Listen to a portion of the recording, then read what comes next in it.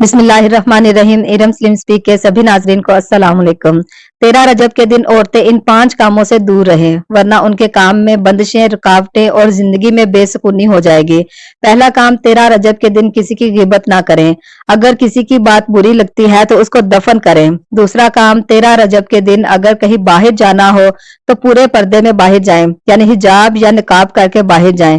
बेपर्दगी इख्तियार ना करें। तीसरा काम, 13 रजब के दिन अपने महरम रिश्ते यानी अपने शोहर, अपने वालदैन, अपने भाई बहन, अपने बच्चों से तलख कलामी ना करें, उन पर गुस्सा ना करें, मोहब्बत से पेश आएं। अगर उनकी कोई बात बुरी लगे तो अल्लाह की खुशनुदगी के लिए उनको माफ कर दें। तलख कलामी से दूरी इख्तियार करें, क्योंकि ये एक ऐसा अफसल अमल है जिससे औरतों की दुआएं फौरन कबूल होती हैं। चौथा काम, 13 रजब के दिन घर को मैला ना छोड़ें, घर की सफाई करें इस तरह जैसे आज दुनिया का अफजल तरीन दिन है।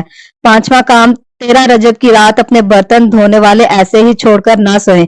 जो औरत 13 रजब की रात मैले बर्तन छोड़ के सो जाती है तो रिज़्क़ के फरिश्ते उस घर से हमेशा के लिए दूर हो जाते हैं और आने वाला पूरा साल वो तंग दस्ती और परेशानी में रहती हैं।